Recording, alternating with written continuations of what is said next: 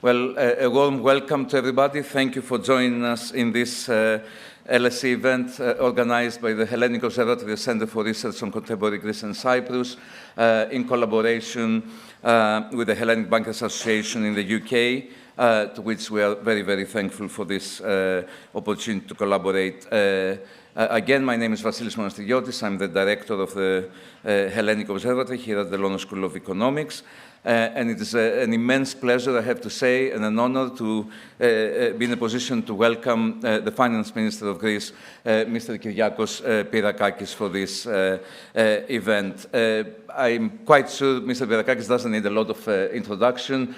Everybody in Greece knows him, but I think internationally also he has quite a reputation and a following for the successes he has done in his tenure as Minister for Digital Governance, also in the Ministry of Education and the significant reforms that took place there, and now as Minister of Finance in Greece.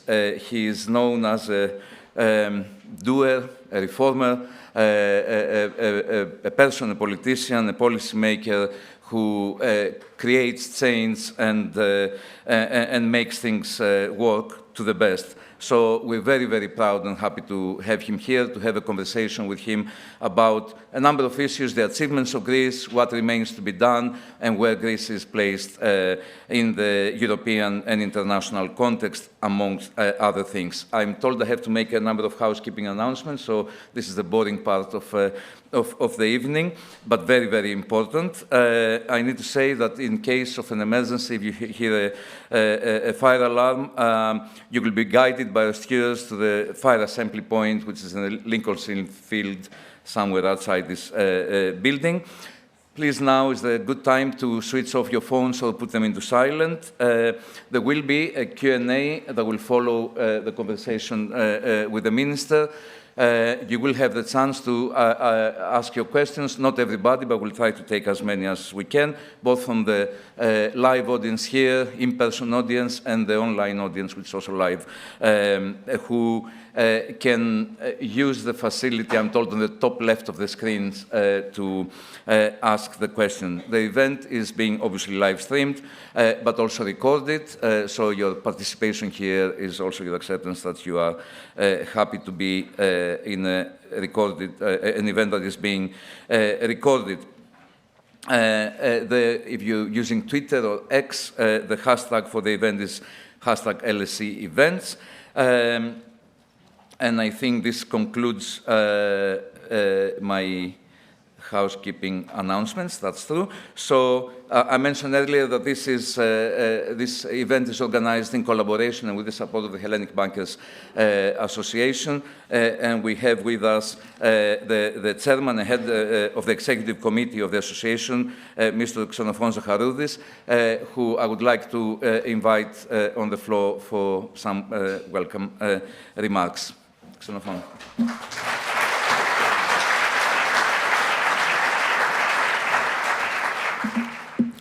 Your Excellency, Ambassador of the Hellenic Republic to the United Kingdom, Ioannis Tsaoussis, Your Excellency, High Commissioner of Cyprus, Kyriakos Kouros, Minister Pierrakakis, Professor Monastiriotis, good evening all. It's a pleasure to having you all here tonight. We are also very pleased to be collaborating once again with the LSE Hellenic Observatory, building on our long-standing collaboration for what feels like a truly timely conversation.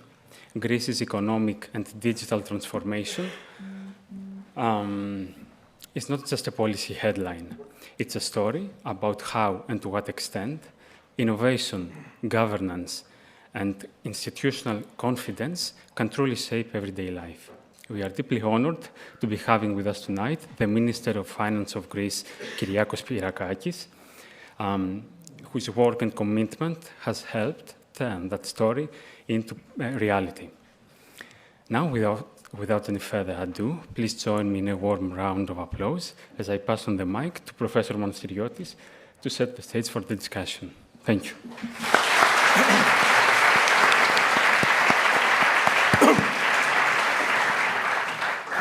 Mr. Pierrakakis, first of all, thanks for making the time.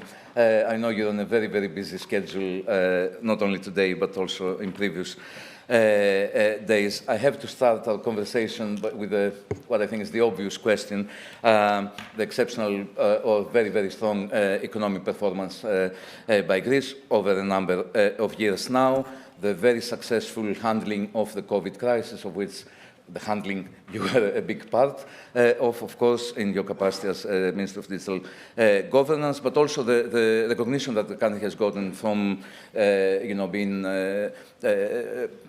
titled as the country of the year in 2023 by The Economist, the Financial Times talking about the great turnaround, but also the numbers, of course, impressive growth rates, declining unemployment. I don't need to recite everything. So I would like to ask you, in your opinion, what do you think is that if you could single out one or maybe two things, what was the turning point? Of course, there was a rebound from the crisis and so forth, but something must have gone very, very well in order for the economy to do so well and to draw the attention of German policymakers, French policymakers asking how did the Greeks do it. So if you were to identify one or two key ingredients, what would that be?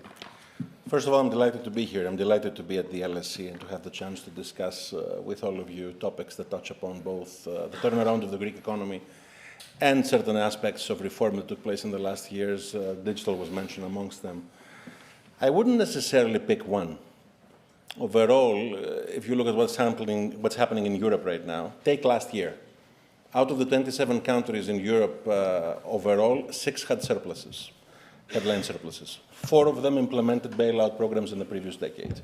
So in a sense, getting our fiscal house in order is a function of accumulated experience. It's a function also of collective trauma, because that was the Greek crisis for us. We lost 25 points of GDP. It was the equivalent of the Great Depression.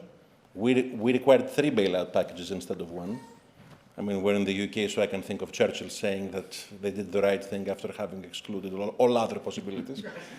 More or less, this was the Greek case. And in my view, this duration, the fact that we needed a decade to get our house in order at the beginning and then start exiting the crisis, was a very expensive lesson. To be frank, the first thing that comes to mind when I'm attempting to answer your question is a Marxist quote. Quantitative accumulation leading to quality change. In reality, this is what happened in the Greek case. We had a quantity of changes, a density of changes, many, many, many lessons, many experiences in a very dense period of time, and this led to a mentality shift in Greece overall. Because right now, if you see at what's happening, I just came from the ECOFIN and the Eurogroup meetings in Brussels, and if you see at the contemporary debates between my colleagues at the Eurogroup and ECOFIN, one can observe that the world is upside down compared to what it was 10 years ago, right?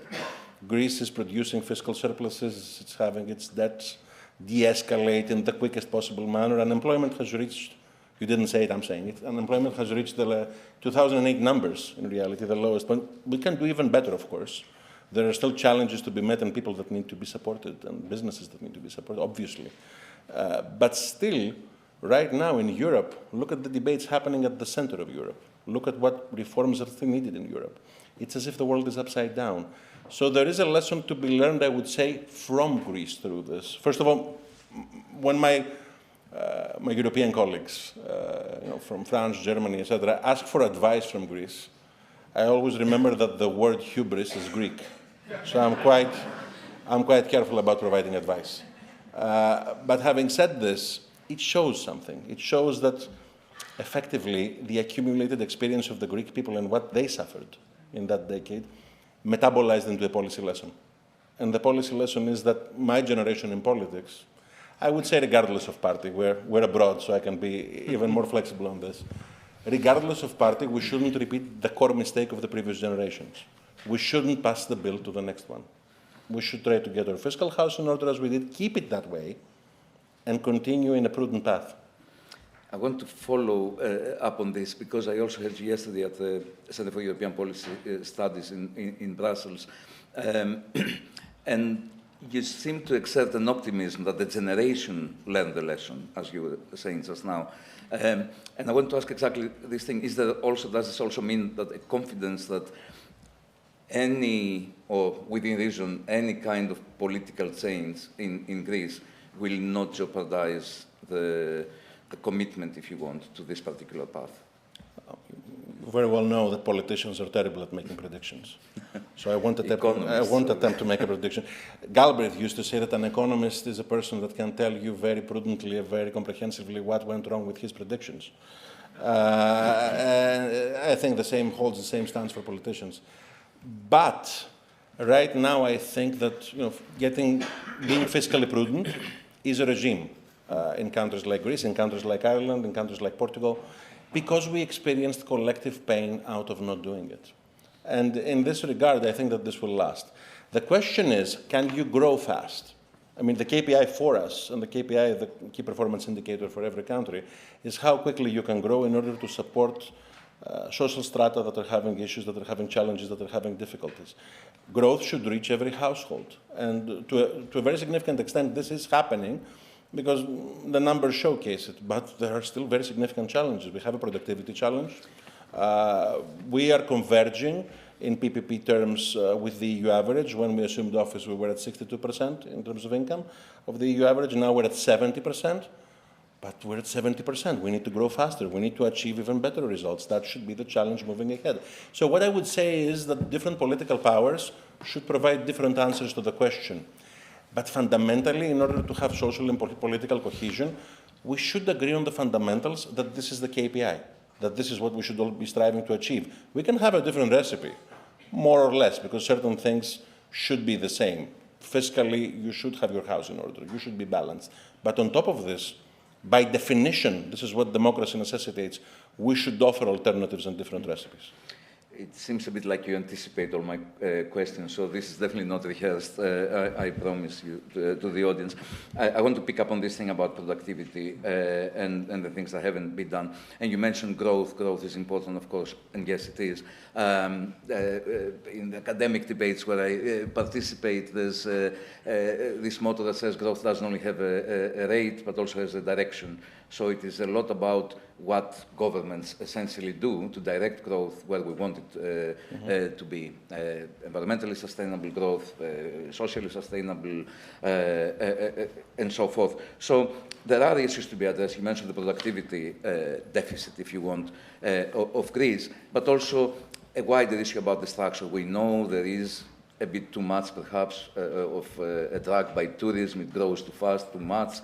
So the touristification is one word, financialization of real estate is the other, and I know the government is trying to deal with partly with that. There's also research conducted here at the Hellenic Observatory on the issue of how the advantages of this, tourism, real estate, actually are partly to blame for the problems of productivity and the current account deficit in the country. Of course, tourism contributes directly for revenues, but on the other hand, it kind of skews the economy towards less productive, low productivity activities. That's the story from the LSE economists, at least.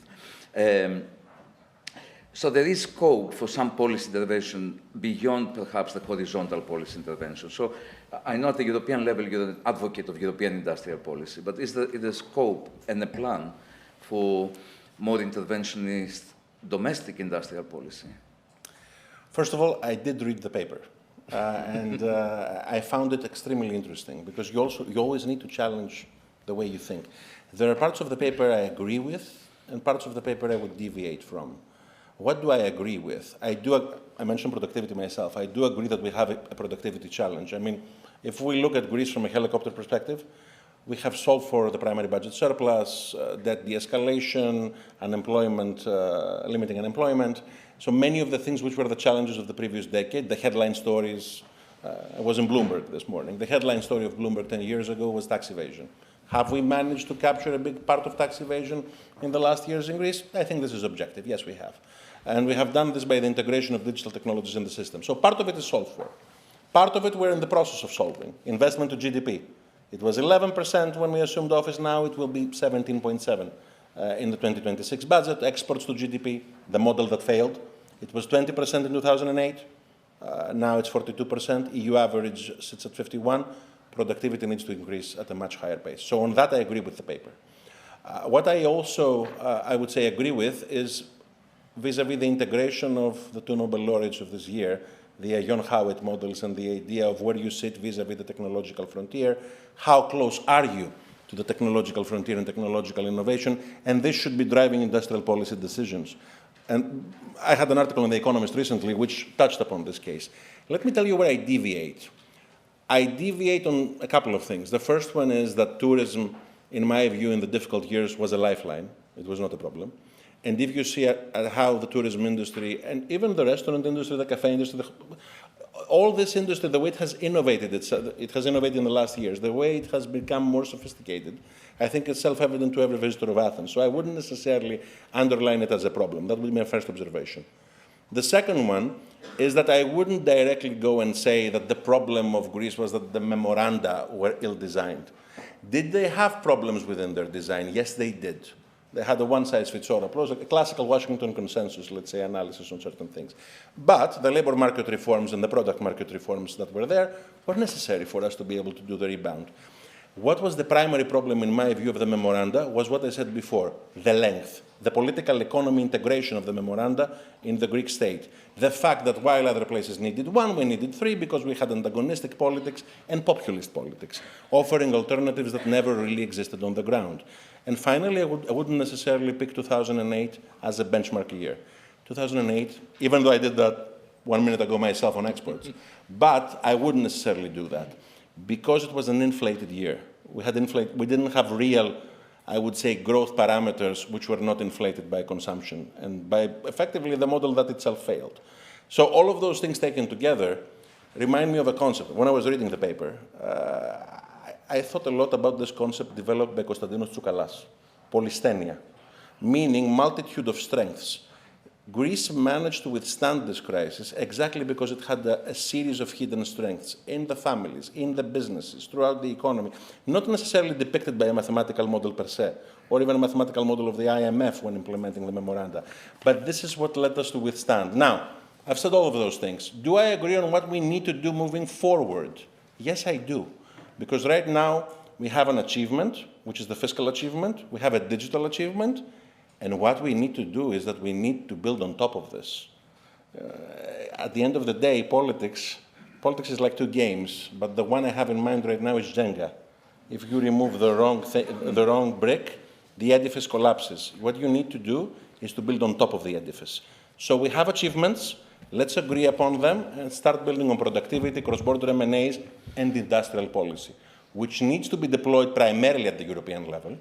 Because in my view, we do not need 27 efficient markets. We need one single efficient market in Europe, specifically in the banking union, in the savings and investment union. Telecom is an area that I have written on, vis-a-vis what we could do collectively. But to a certain extent, we shouldn't be afraid to say there are certain sectors in Greece where there are self-evident policy choices that we can make, which can unlock growth, which can unleash growth. And those areas can be many, like the silver economy, for instance, to give you one. Or other areas like education, which is an area where chronically we'll come to that, yes. Greek students are all over. I used to be a student in an American university for 4 years, 2 American universities. Actually, the ratio of Greeks studying abroad is extremely high compared to the ratio of foreign students studying in Greece. But if you change this and if you reverse engineer it, you can create a competitive advantage out of it. And we should start thinking like that. We need a mindset change.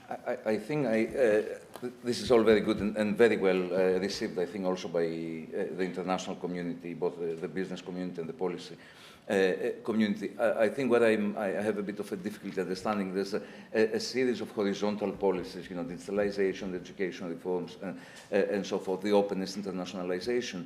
But then also you talk about, at least at the European level, that, if you're close to the technology frontier, let's say, you can try to become the leader or maintain your position as a leader. If you're not, then you have to see how you diversify and where you go. Mm-hmm. We would say, in my quarter, so to speak, how you fit into the global value chain or the regional value chain. And usually that takes vertical policy interventions, or subsidies, tax exemptions, and things like that, which sounds to me that you kind of delegate more to the European level. Is that the To a large extent, the structure of the single market mandates this. I mean, I mentioned telecom, for instance, because in reality, having 27 telecom markets 27 telecom regulators, 27 spectrum auctions. Let me use this case study for a minute. In my view, on technological debates, what Europe can do to fail is to ask the following question. How can we build a European version of X? X being anything. If you think like that, this is failure 101. And whenever we have thought like that, be that cloud services, be that even now AI, the question is, what can we do about AI in Europe? That's the wrong question to ask. The question is, how do you capacity build your champions? We have European champions on the ground. Take the first Trump administration. The policy of the first Trump administration on 5G, the antagonistic policy on 5G with China, indirectly helped two European companies, Ericsson and Nokia.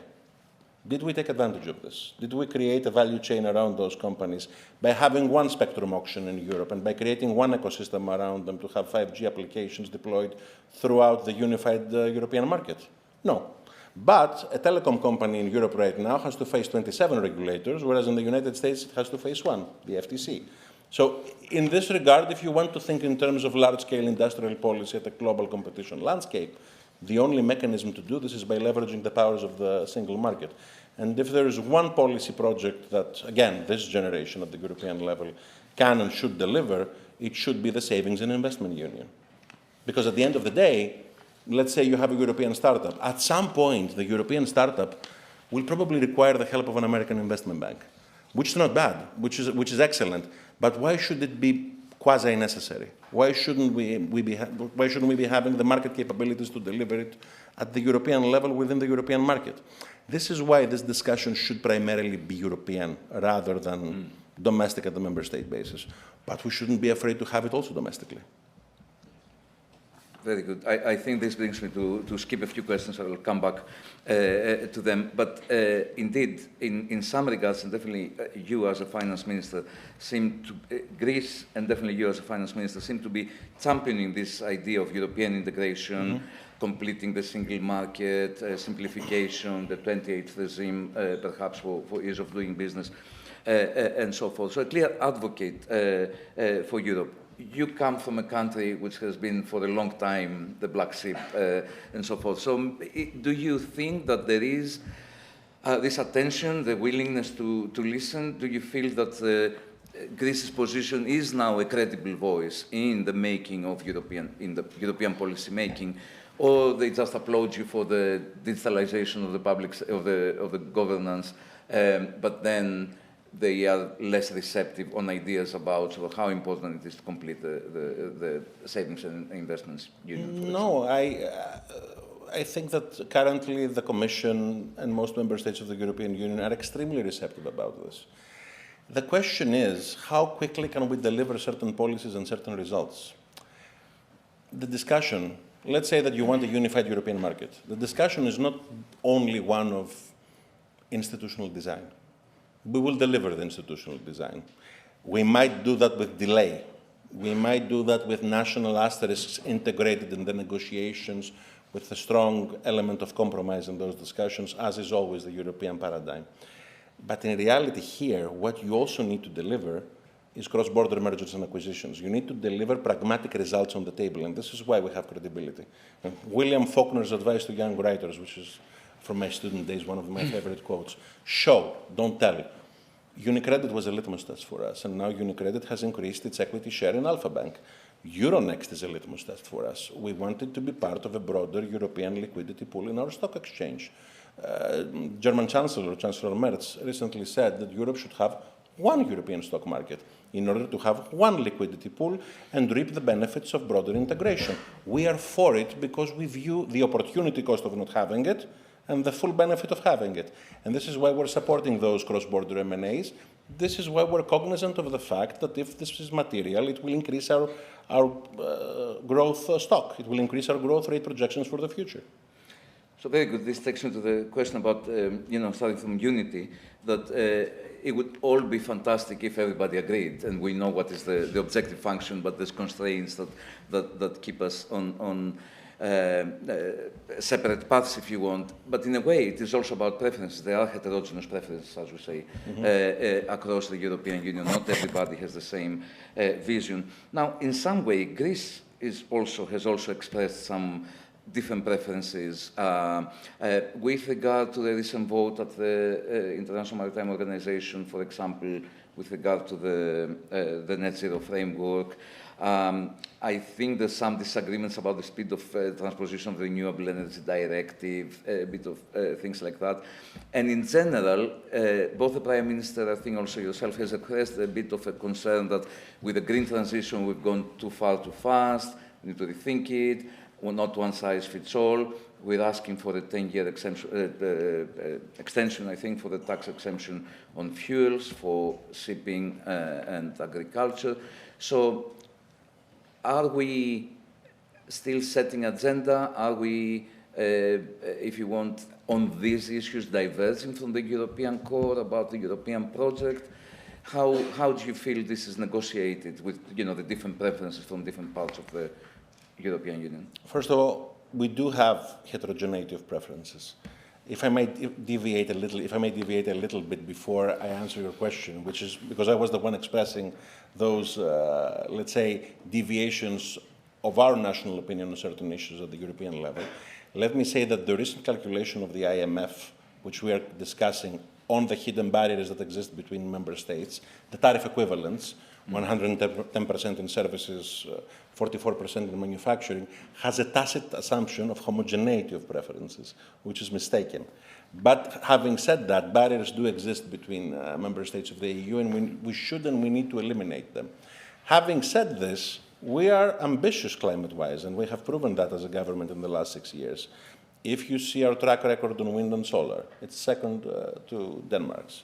The fact that we became in 2024 a net electricity exporter for the second time, actually, historically.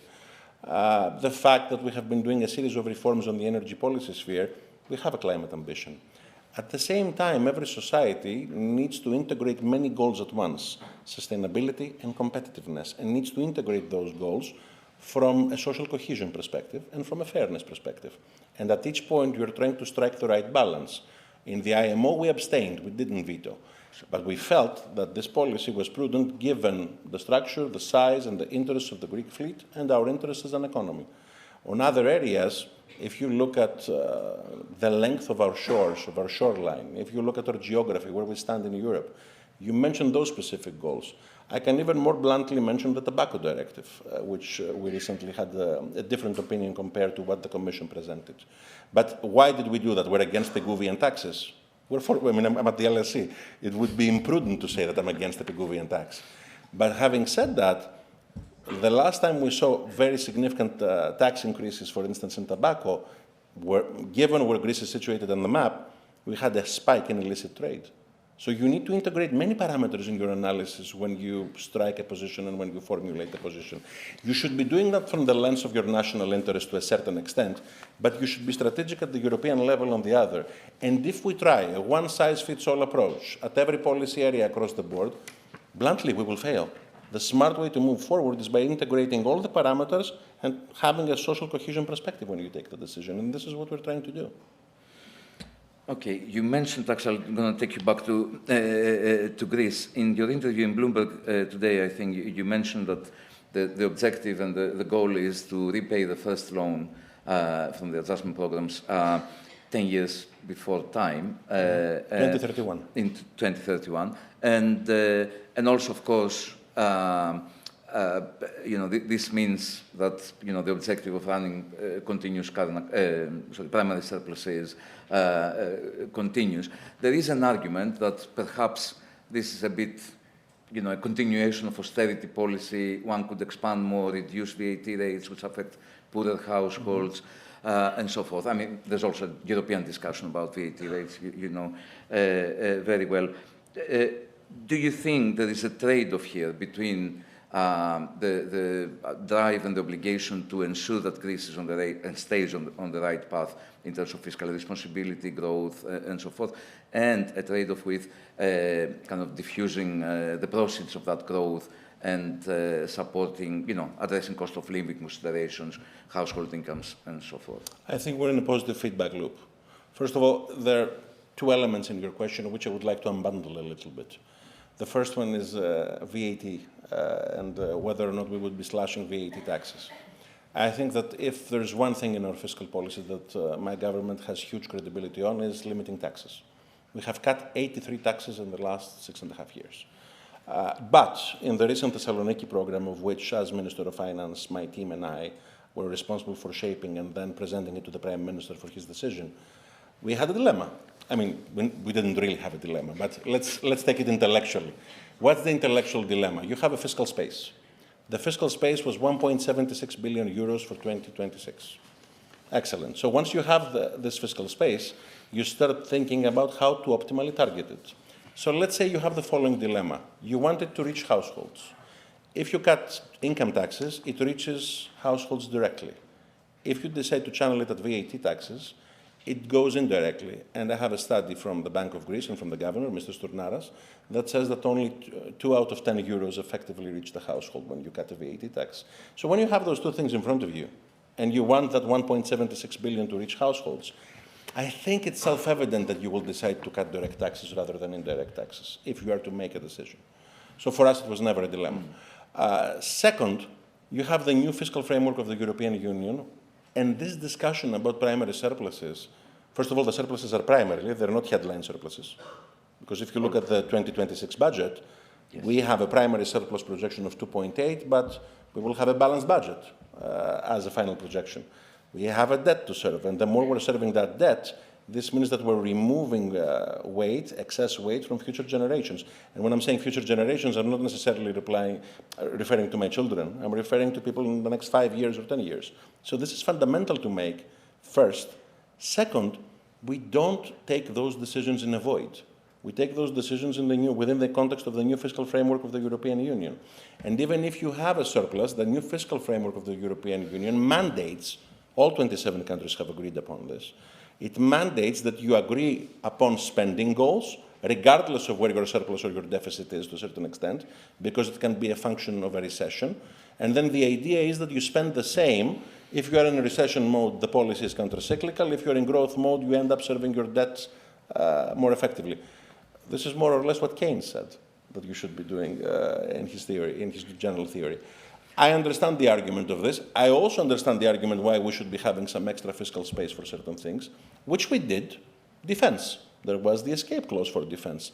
There was the perception and the reality of the existential issue of having an invasion at the European border, in a European country, and we decided that we needed extra fiscal space to fund our defense priorities. And for a country like Greece, this was historically and traditionally the case. We had more elevated levels of defense spending. We had levels approximating the NATO goal, but other countries like Germany didn't, and they decided to do a U-turn in their historical defense policies, which they did. So there is a level of accommodation. Could it be higher? Could we add a layer of flexibility? Yes, we could. But our goal as a country, again, is to be on this positive feedback loop that I described at the beginning. We want to have positive fiscal balances, and we want to have positive growth rates. We're growing at a higher pace than the European Union right now. We still have room to cover to converge. We're changing our economic model. We have not fully changed it, but we're in the process of changing it. I mentioned investment to GDP and exports to GDP as two KPIs and two parameters. We also need changes in productivity. We also need industrial policies at the European and at the Greek level. But at the end of the day, if we keep it along the same path, I am extremely optimistic that Greece can indeed make it and completely end up being not only a story of a rebound or a story of a comeback, but a story of renewal. Very good.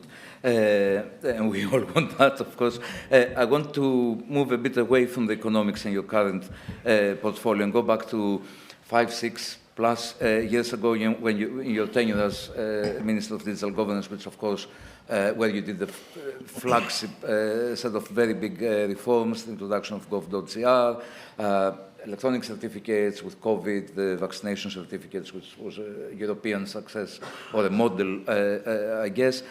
The whole digital transformation of Greece has become a case study of effective governance. It's quoted left and right for Europe. I would like you to talk to us about your experience, if you want, your personal experience of that, coming into, into the job, if you want, not from a lengthy political career, more or less as a technocrat, but also not necessarily being from within the family of the governing party. Did you face a lot of resistances. We talk about resistance by public administration to resistance implementation. Did you manage to find buy-ins that you leveraged for the reforms? What was your experience of the whole process of transforming, really, the governance, the public services in Greece? That's a very dense and a very big question. we don't have many. We don't have lots of time. But what I would say, I will go straight to the core lessons. If there are 2 lessons that I had, 3 lessons, I'm speaking. The first one is that digital is not about digital. It's about management. It's about a mindset shift. It's about changing the way you offer services to citizens. Effectively, it shouldn't be called the digital ministry. It should be called the service design ministry. Governments were never designed. They have occurred. They have occurred as an accumulation of decentralized decisions by a ton of policymakers historically. And this is why, when you want to be served by your government, in bureaucratic places, you end up, for a life event, having to visit 5 different public services, 7 different public services, 15 different public services, because some policymaker has taken a decision somewhere in some piece of law to add an extra layer for something and this 3rd layer for something else. So generally, you need an architect. You need someone who can redesign government, employing digital means, but not only. Generally changing the way design works, introduce design thinking in government. So lesson number 1, if you're asking the question, what can we do about AI in the Greek government? You are asking the wrong question. Because sometimes it can be AI, sometimes it can be a simple SMS offering a service, which was the case in COVID vaccinations. So think in terms of design, lesson number 1 for me. Lesson number 2, as a second step of the first lesson, when you design policy, we're at the LSE, we're at a preeminent institution of government. When you design policy historically, you typically have a lawyer in the room and an economist in the room. You also need to have someone who understands digital in the room too. Not someone who knows code, someone who understands how to instrumentalize technology optimally in a specific situation, which is what we tried to do in COVID-19. This was what the Prime Minister decided then. We were doing the first lockdown, and the Prime Minister had the mindset to call upon his digital team and say, okay, in France, in the lockdown, they're using pieces of paper. Can we think of something with technology that can eliminate the use of paper in the equation? And my 3rd lesson, which is very close to the heart of the public policy school, preparation, preparation, preparation. Meaning that if you have a very clear view vis-a-vis what you want to achieve, if you have the team, if you have the laws ready, the decrees, the design of the ministry that you want to have, if you know what you want to do and you have done your homework, then delivery can be quite quick. In those things, and in most things I would argue in government, strategy is delivery. It's not about strategic vocabulary, writing 40-page memos and thinking about, people are actually, I think, and this is a lesson of our times, people are bored of grand political narratives which are not founded upon solid delivery of policy change. People want to see the delivery. They want to see prose rather than poetry, to think of the old Mario Cuomo quote. People do, and service users do, but public administration people may have resistances. I didn't answer Interest this. groups may have blockages, may give you blockages. So there must be some way, I don't want to say that you hold the magic wand, but you did it again also in the education ministry where you introduced reforms. Some of them were not that conflictual. So, for example, vocational education reform, although maybe there you may have faced resistances, but definitely sort of overcoming the obstacle of Article 16 for the internationalization or the introduction of non-state universities in Greece must have taken some skill and some sort of handling. So what do you think is the kind of the good recipe for the how reforms succeed? Because we have so many cases of Greece for failed reforms or repeated reforms. I know that you have focused a lot on this research-wise also, the Hellenic Observatory, reform technologies and how to deliver reforms, the political economy of reforms. I have to say I loved Tony Blair's book, which I read recently on leadership. I loved it because it has, I think, any policymaker who plans to assume office should read that book. Because even though he was a prime minister many, many years ago, he gets the fundamental answer. What we typically learned at school is that you need to do the difficult things at the beginning in the first 100 days, let's say. You plant a seed and you see the outcome of that reform at the end of your tenure, right? If you're lucky. But he has an asterisk. He says, the exception is digital things that you can deliver, digital projects that you can deliver. And a big part of the book is actually focusing on this, on digital policy. And there are certain things which we delivered when I was at the digital ministry, which we did in hours, not even in days. We had the problem and we needed a quick fix, we needed a quick solution. Many people have said, to answer your question, was this digital transformation of Greece an outcome of COVID-19? I think this is wrong to say. Because the plan was already there from 2019. What COVID-19 did was effectively two elements, offer two additional elements. What was nice to have, what was something that Greeks wanted, it rendered it necessary because we needed to have state continuity so certain services should continue to be delivered under distress. And second, it offered us at the European level the RRF, the post-COVID reconstruction funds of the EU. We would have never managed to fund our full digital ambition had we not had this, had we not had the RRFs. When we were doing the plan at the beginning, I mean, there are people from my team in the room, we did that back then, we were trying to codify the projects from a gap analysis perspective in 2019. The projects, of course, not of the first 4 years. Those were delivered by very quick and easy platforms. The big things, the digitization of the cadastre, which is about to be completed. It has been an issue in Greece since the reign of King Otto in the 19th century, but we will be delivering it. So those things required significant funding. Creating a simple platform on power of attorney required zero funding. We did that within a couple of weeks through government public services. So certain things had resistance, but COVID-19, I would say, eliminated the resistance to a certain extent because we needed to ensure state continuity for services offered to citizens and corporations. But other than that, the strategy was there, the policy was there, the mindset was there, we understood what we needed to deliver. And to offer a disclaimer, the whole job hasn't been completed yet. We have digitized 2,200 services. The question that I was receiving from colleagues, friends, or in interviews, after some point was, okay, you have digitized 2,000 services. Out of how many? What is the universe of services? No government in the world knows the answer to this question. I think that we do, because we have a platform called Mythos, which is publicly available, and where you can see that we have mapped more than 5,000 services, meaning we have mapped the bureaucratic steps each one of those services entails. Step 1, step 2, step 3, the relevant paperwork, the relevant laws, average time, average cost, etc. And you can see that half of it is European laws, mingling with Greek laws, and the other half. And in a way, I think this is quite crucial, because frankly, what you can't measure, you can't reform. So we measured ourselves. Have we done the job? I think we have done a big part of it. This is why in a recent poll that I saw, the development of gov.gr was perceived to be the second most popular reform in the history of the country after the establishment of the NHS. And they were close. One of them was 89%, the other was 88%. I think this is going to be a very significant policy decision to digitize our country and our economy. But we need to finish the job.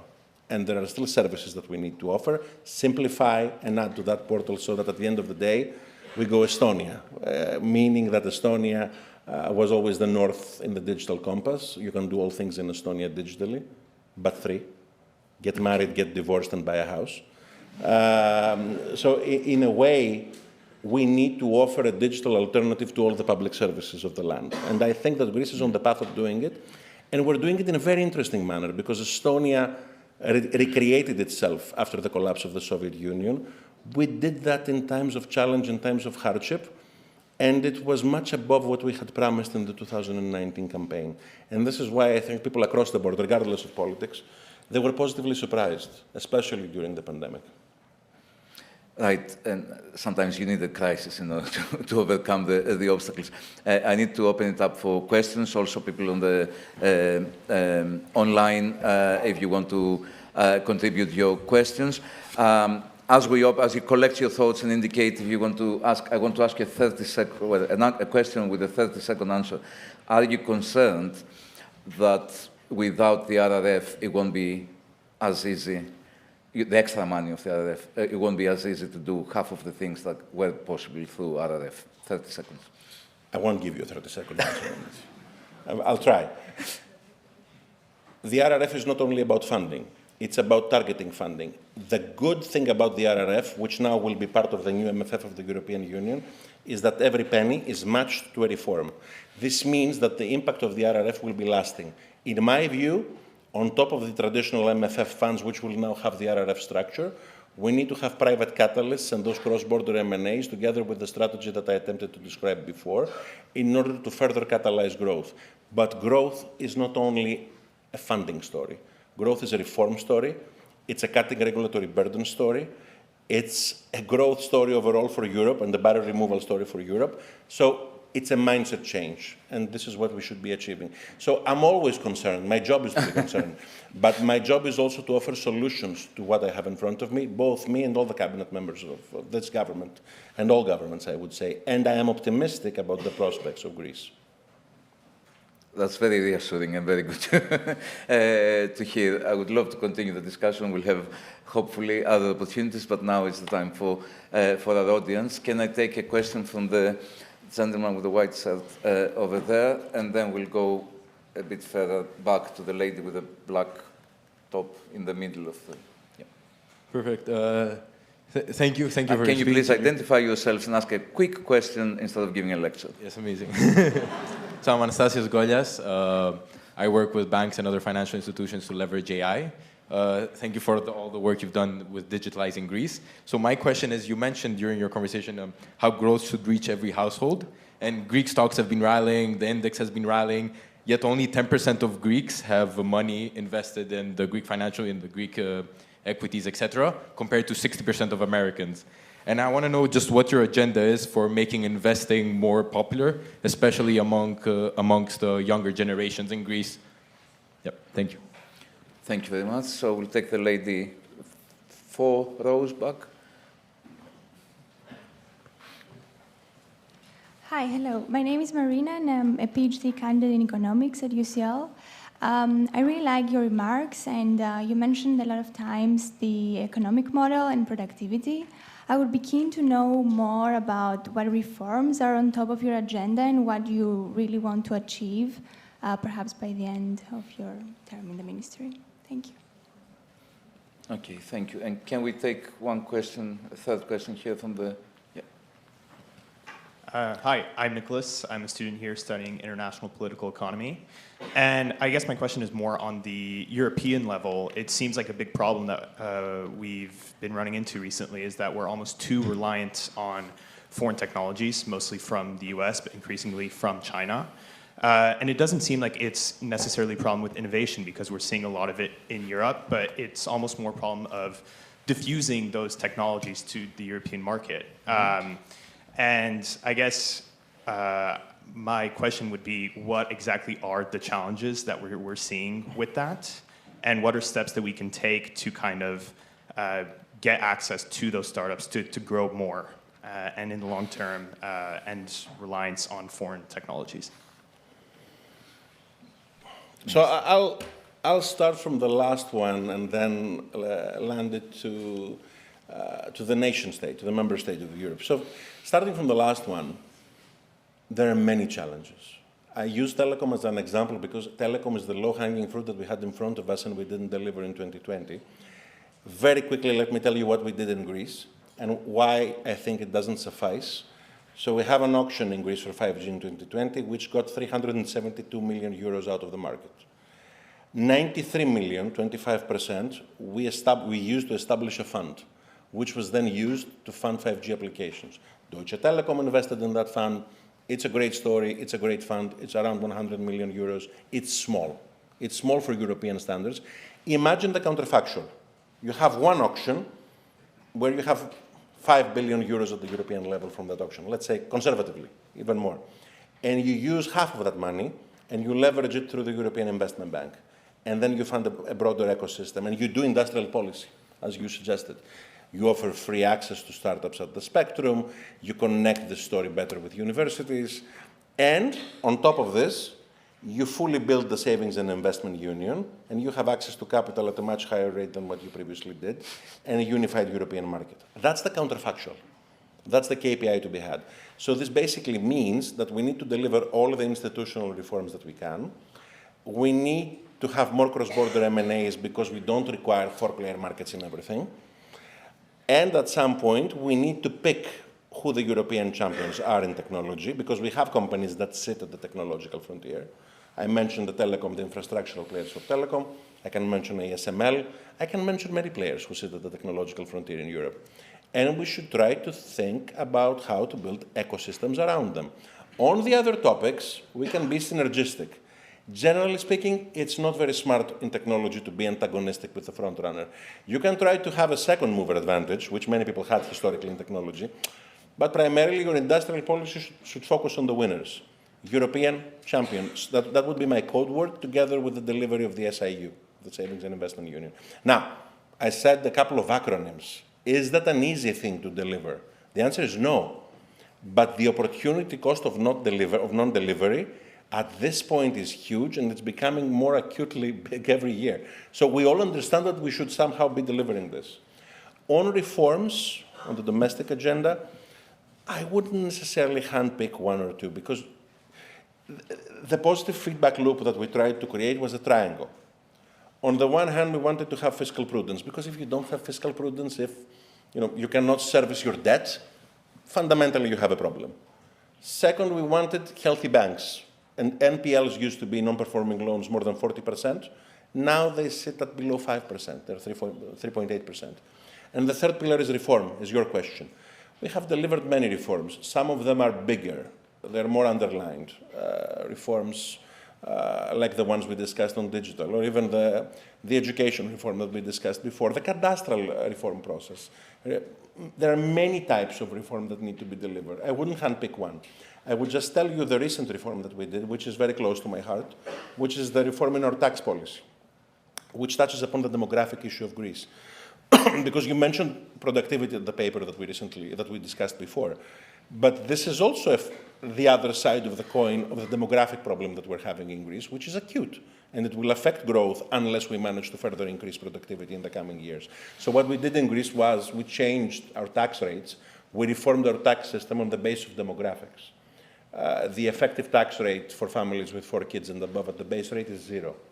The effective tax rate for an under 25-year-old young adult who is entering the labor market at the base rate, at the lower rate, is 0. And we did that because we wanted to have a different mindset on how we tax citizens throughout Greece. And we will also be eliminating real estate taxes in villages around Greece with less than 1,500 people. This has a unified, a cohesive policy approach on demographics. I'm not claiming here at this stage of the LSE that this will solve the acute demographic problem of Greece, because it will not. But it acknowledges the problem, and it's part of the solution, which includes many elements and has many ingredients. Final point on capital markets. I forgot to answer this. So we recently had a capital markets reform. We passed the capital markets law on the first week. Effectively, it was the first week of my tenure at the finance ministry. It was prepared by the economic team and by my predecessor. We had some additional touches ourselves. I believe that the Euronext acquisition, should it become material next week, will also be part of this story, of this change of mindset. Because being part of a broader liquidity pool in Greece, a broader European liquidity pool, changes the incentive structure overall. It's different to have an isolated stock market monopoly, and different to be part of a broader European liquidity pool with 7 other countries. I think we will need additional reform on our capital markets. We need to pass even better laws and remove extra barriers that might still exist. I would ideally like to see the most innovative capital markets institutional framework in Greece. And final point, because I used to be the Minister of Education, we introduced extra classes in financial literacy when I was there, because we fully understand that this is also an area of policy that we need to fully focus on. I'm not saying that this is a magic wand, but we need to do many things at once in order to achieve a better result in the area that your question touches upon. Okay, thank you. I need to take a couple of questions from the online audience, and I will do so, but please, we should have time just a bit for a couple of questions from the audience again. So there's a number of questions that relate to the issue of quality of institutions and quality of government in Greece. I'm kind of very, very broadly paraphrasing, but is there some sort of concern that maybe the economic policy making is doing well, the country is doing internationally quite well, but there is some sort of erosion of democratic, the functioning of democratic institutions in the country? That's one question. Another question from friend and colleague Vicky Price. It says that a new survey by the European Union on subjective poverty suggests that the percentage of Greeks feeling in poverty is very high, just under 70%, compared to 17% for the EU average. How do we explain this, and does it worry you? To answer the first question, and to paraphrase a very quoted politician, there is nothing wrong about Greece that cannot be solved through what is right about Greece. And in this regard, if you see what the headlines were, because we all know institutions and economics interact acutely. By definition, you cannot have sustainable economic growth without quality of institutions, especially in Greece or in places like Greece. And having said this, what was the headline? I realized this today to a certain extent in Bloomberg in the morning. The headline 10 years ago was tax evasion in Greece is high. Did we manage to solve for this to a very large extent? We did, through two mechanisms. The first one was digital. We introduced digital technologies in our tax system. The second one was institutional. We created an independent tax authority, which was responsible for collecting taxes and for taking its own decisions, which are not affected, with the exception of laws that we pass in Parliament, by the Minister of Finance and by a government. And it works. It worked. So do we have institutional failures in Greece? Most of them, I would say, acutely chronic, which now, one after another, we need to continue resolving. Yes, certain ones we managed to resolve quickly, like the one I described before. On others, we also made mistakes, and the mistake was not acting fast enough. I think that we have a different culture, a culture of correcting mistakes, a culture of acknowledging mistakes, and a culture of understanding what needs to be corrected quite quickly through the mechanisms that work. And it's not by accident that I'm using the Independent Revenue Authority, because in the agricultural subsidies case, for instance, which I'm mentioning myself, which is a story of failure. It's a story of chronic failure, but it's a story of failure which further manifested during our time. We know how to correct it, and we're correcting it through the institution, through the mechanism of the Independent Revenue Authority, which was the same mechanism, the same institution that is solving for tax evasion. So I am optimistic that one after another we know how to create the building blocks of solving for all of those problems, without saying that those problems that don't exist or aren't still there. But I mentioned Jenga before as a game. I've said this many times, but it's a favorite story. The other game that I would like to mention, which used to be one of a professor quote of mine from my years in the United States, is that the most political game in history is Tetris. And when we were asking why is that the case, he replied, because it includes the fundamental political lesson. Successes evaporate, mistakes accumulate. And spot on. We understand that what we have already delivered is a given, and what we still need to deliver is there. But what I'm saying is that we have the culture, the mindset, and the will to deliver it. And the second question was? Some questions about subjective poverty, yes, which is exceptionally high in Greece. And I was reading Kathimerini last year, almost a year ago, reporting that 13%, I think, over 10% of Greeks face material food insecurity. I will tell you that any non-positive indicator worries me. And I said this before myself. There are still challenges to be met, citizens to be supported, businesses to be supported, and many moves that need to happen at the Greek level. But if I look at the macro data, I mentioned before, convergence to Europe. In real income, PPP, it was 62% in 2019, it's 70% now. If you look at average inflation, 21% since 2019, minimum salary has increased by 35%, average salary by 28%. Now, those are numbers. Do they hide certain things? Yes, they do. Because if you look at the spike in electricity prices, spike of food prices, or the spike in rents, which is, on all other topics, we're below the EU average performance. In rents, we're not. And in rents, we're not because we started from a very low point ourselves. We were after an existential crisis of 10 years. So the rebound effect also as a function of growth was more vivid and more evident. We fully understand that there are specific citizens and many people that we know who are facing very significant challenges if they live in rent and if they have income challenges through the lowest, by sitting at the lowest income brackets, they need to be further supported. We're doing our best to achieve this, and if you look at the last tax reform that we delivered, it had this mindset at its core. This is what we try to do. But is there a magic wand to solve for all of those problems simultaneously and converge with the EU average at once?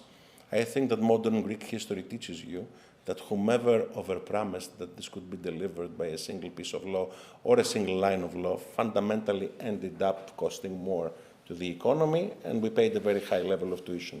So in this regard, right now what we need to achieve is to continue along the same path and to continue delivering as quickly as we can, as best as we can.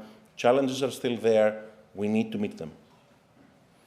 Minister, we run out of time. I don't know if you would have the kindness to take another couple of questions after you give the opportunity, but we'll keep it very short. So I want a question by the gentleman over there and the gentleman exactly at the middle.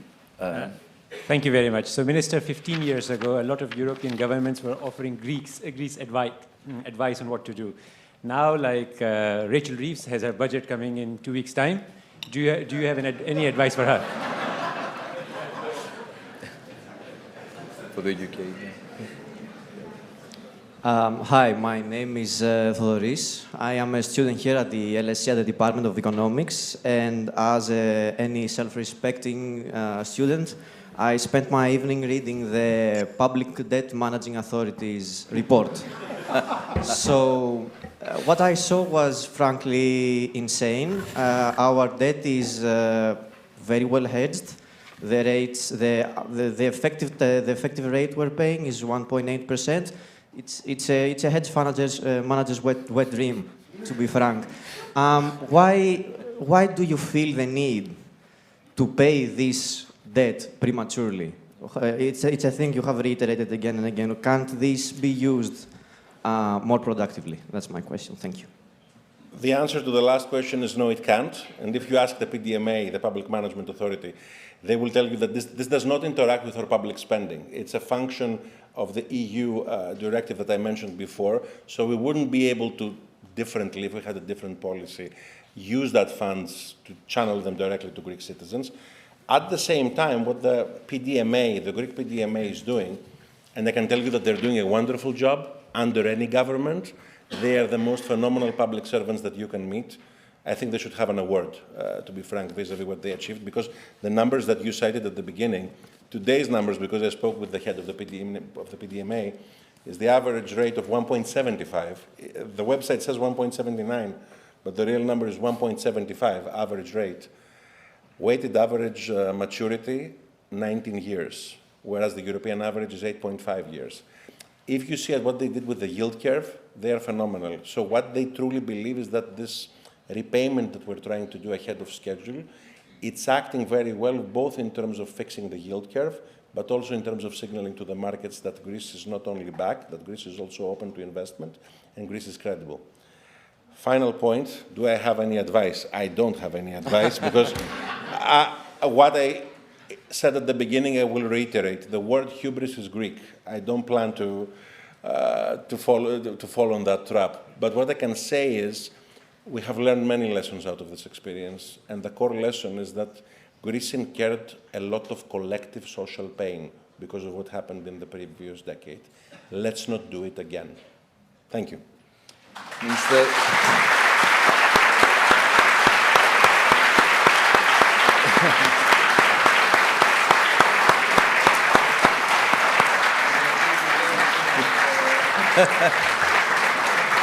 Minister, thank you so much. It's been really a pleasure to host you at the LSE. The conversation was very enlightening. But also, if I may say, thank you for everything that you've done for the country, and I wish you every success in the future. And let me thank again the Hellenic Bankers Association for the collaboration in organizing this event. And of course, stay tuned, follow our events and our other activities through our website and the social media. Please, let's do another round of applause now.